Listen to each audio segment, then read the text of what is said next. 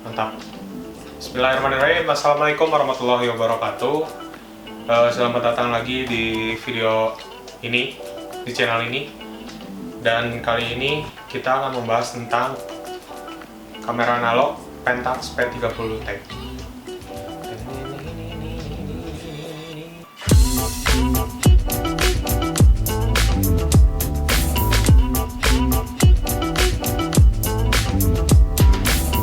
Pada kesempatan kali ini kita akan membahas kamera analog yang mereknya sudah lumayan melegenda di dunia, yaitu dari seri Pentax, tepatnya Pentax P30T gitu ya.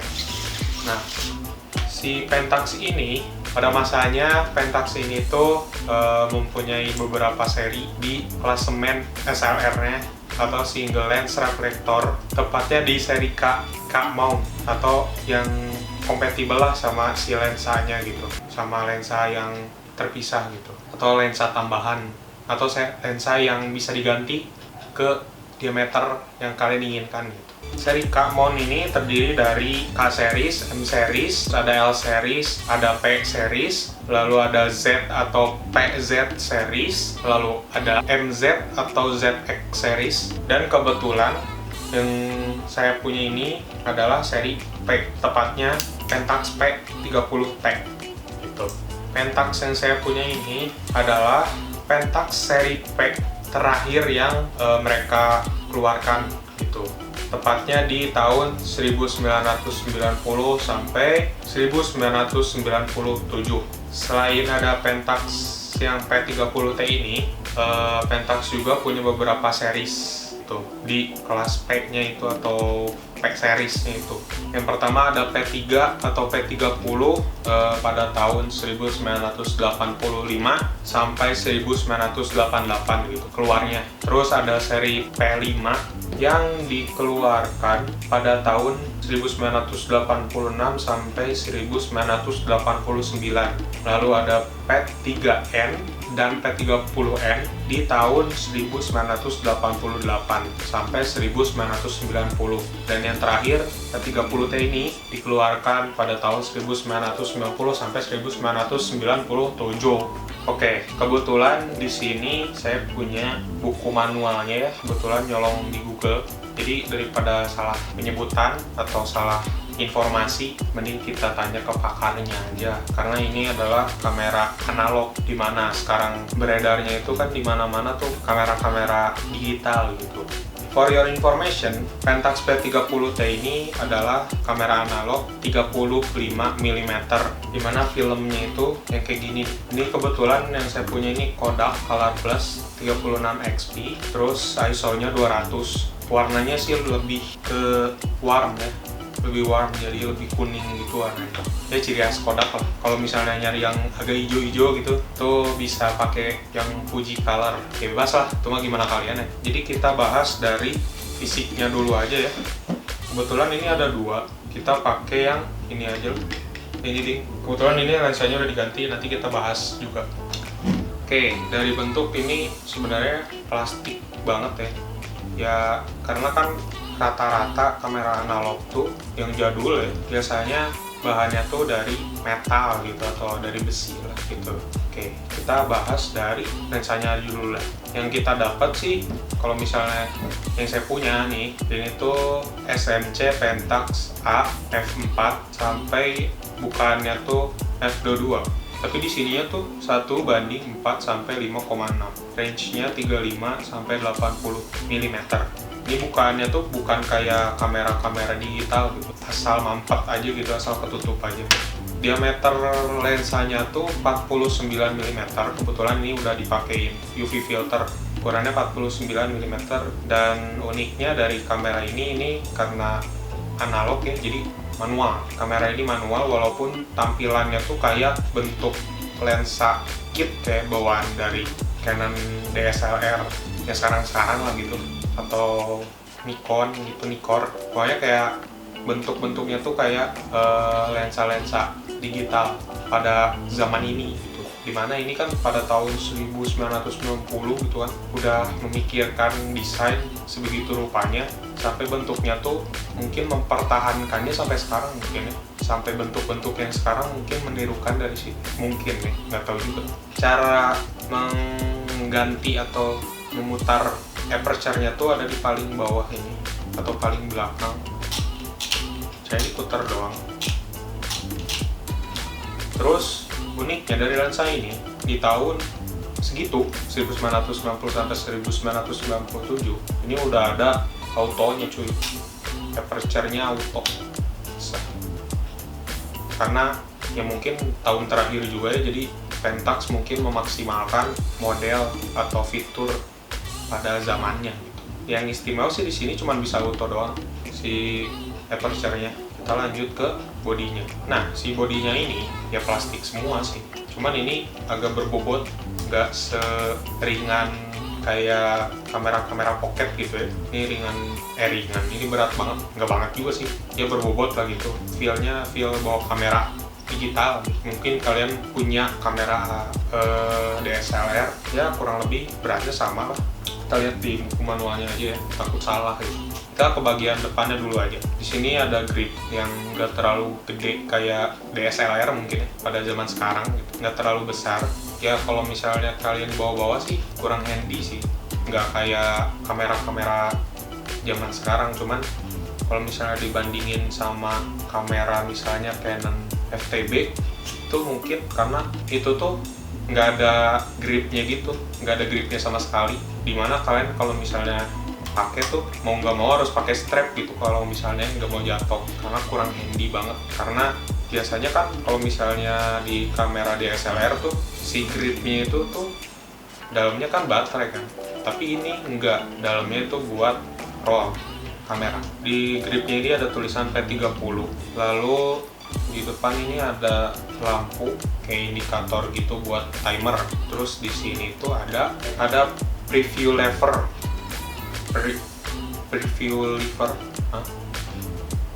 ada preview lever. Lalu ini ada buat membuka lensanya. Terus di bagian sini nih ada exposure memory lock button.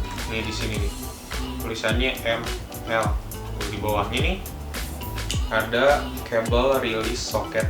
Lalu kita ke bagian atasnya aja lah ya. Bagian bawahnya dulu deh. Kita ke bagian bawahnya dulu. Di sini ada tempat buat baterai. Cara ngebukanya tinggal di slide aja, terus kalian buka. Oke. Nah, baterainya itu pakai baterai buat jam tangan biasanya. Terus ada screw juga buat mounting ke tripod mungkin. Ya lah, langsung ke atasnya aja lah ya. Di sini ada buat ngegulung rollnya, plus buat ngebuka bagian dalamnya. Dikatasin terus tarik. Tuh. Ini kebuka. Tapi nanti. Terus di sini ada buat on off-nya. Di pinggir sini ada buat on off-nya. Jadi on off-nya tuh cuman di slide doang gitu. Cuman ditekin doang. Nah, di sini juga ada tombol buat timer. Jadi cara nge-timernya itu di sini ada kayak tombol lagi buat kayak ngeganjel gitu deh. Kayak tekan terus si tombol on off-nya itu dimajuin lagi gitu. Nah, ini udah masuk mode timer. Cuman karena baterainya nggak ada ya. Jadi udah. Terus di sini ada kasih mounting buat bawa flash mungkin.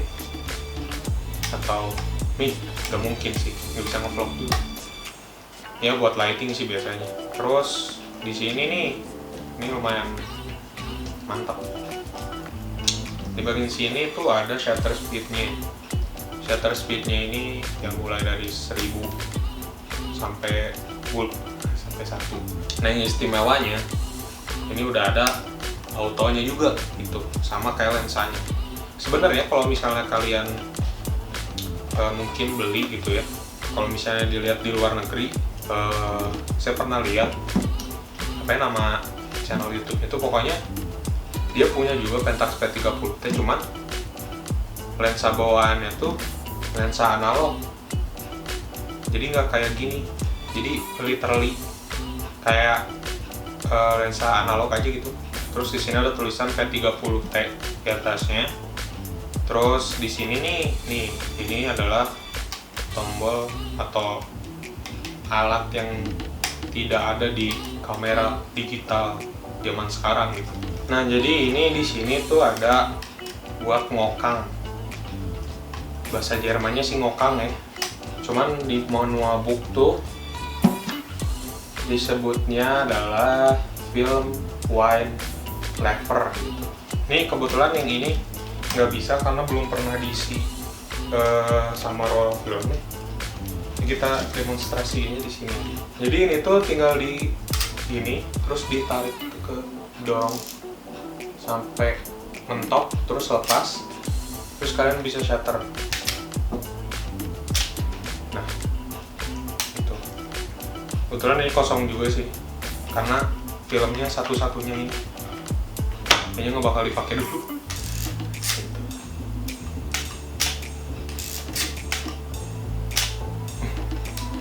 Itulah ya. Kita demonstrasiin yang di sini. Terus kebetulan ya unit yang ini tuh masih ada tag harganya. Harganya 1.750.000. Sengaja nggak dibuka biar ikonik. Biar lucu aja gitu. Masih ada harganya 1.750.000. Zaman itu cuy. 1.750.000. Berapa coba? Sama gua aja bakal sehari cuman 500 perak. Nah ini duit ini. Yang mau boleh DM. Oke, langsung kita ke bagian dalamnya aja. Nah, ini bagian dalamnya nih. Nggak terlalu kelihatan. Pokoknya inilah bagian dalamnya ya. Jadi di sini tuh tempat buat nyimpen rollnya. Nanti rollnya ditarik, simpen di sini. Itu harus rata ya. Jadi ini buat ngegulung rollnya gitu. Nah ini buat cetak gambarnya di roll filmnya itu. Terus ini ada kacanya juga sih buat yang ngeliat aja dia berfungsi atau enggak. Terus di sininya juga nih kelewatan nih di sebelah tempat buat ngokang ada apa ya sebutannya tuh exposure counter. Cuman ini tuh fungsinya buat ngasih tahu kalian ini udah kepake roll keberapa gitu, karena kalian nggak bisa asal jepret kalau misalnya pakai kamera analog. Kebetulan nih yang ini isinya cuma 36, dan kalau misalnya kalian nggak mau ribet mending jangan kamera analog ya. Kalau misalnya kalian misalnya kolektor gitu atau misalnya ya buat pajangan-pajangan lucu gitu boleh aja sih, mungkin sometimes mau dipakai boleh aja. Cuman kalau misalnya mau daily, kalau misalnya kalian orangnya niat ya boleh-boleh aja sih, tapi mending pakai digital aja udah biar gak ribet gitu ya. Nggak bakal dipraktekin juga sih cara motonya gimana, cara masang filmnya, tapi kalau misalnya kalian mau tahu sih kalian lain aja banyak kok di YouTube, search aja lah cara masang roll film di kamera analog gitu. Cuman waktu saya lihat di beberapa channel YouTube di Indonesia tuh belum ada yang nge-review atau ngebahas gitu soal Pentax P30T ini. Gak tahu karena barangnya langka, gak tahu karena nggak laku gitu. Ya mungkin aja nggak laku, mungkin aja langka. Kalau langka nih nggak bakal 1.750.000 dong. Nah untuk hasil gambarnya nih, tadi bagian dalamnya belum dikasih tahu nama part-partnya. Kita buka lagi deh, ya deh.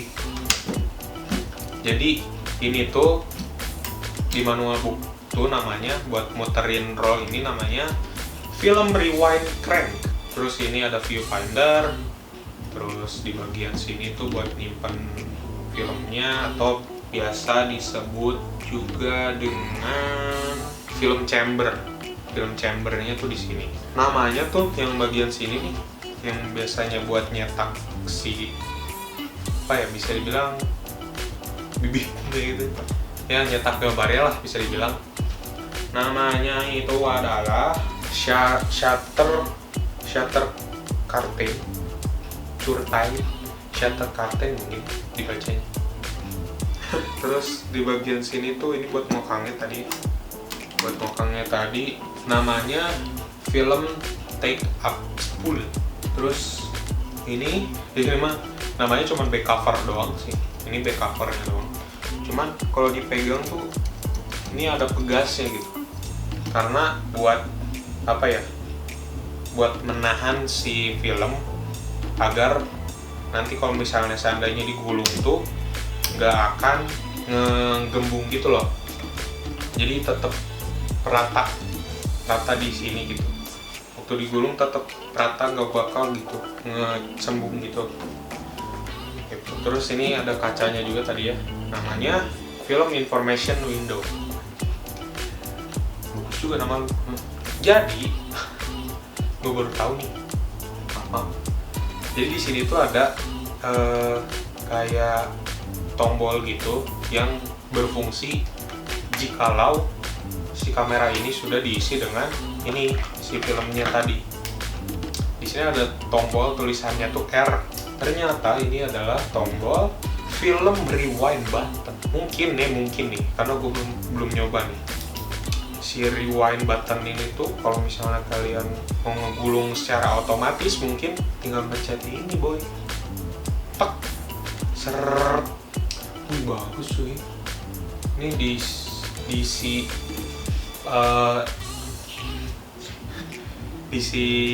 pembeliannya pada masanya bakal dikasih tempatnya gitu, jenis hard case, cuman nggak hard juga sih ya, casingnya gitulah, tempatnya, tasnya lah ya.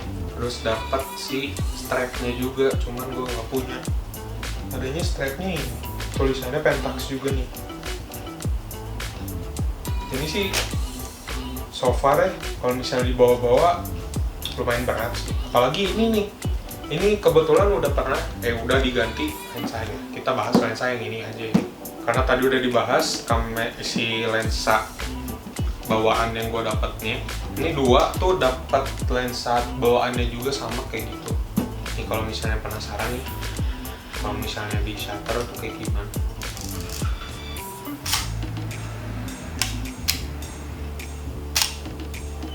Kayak gitu ya. Oke, jadi ini adalah lensa Pentax juga. Namanya SMC Pentax HF Zoom 1:2,8 35 sampai 70 mm. Asahi Optik Co. Japan.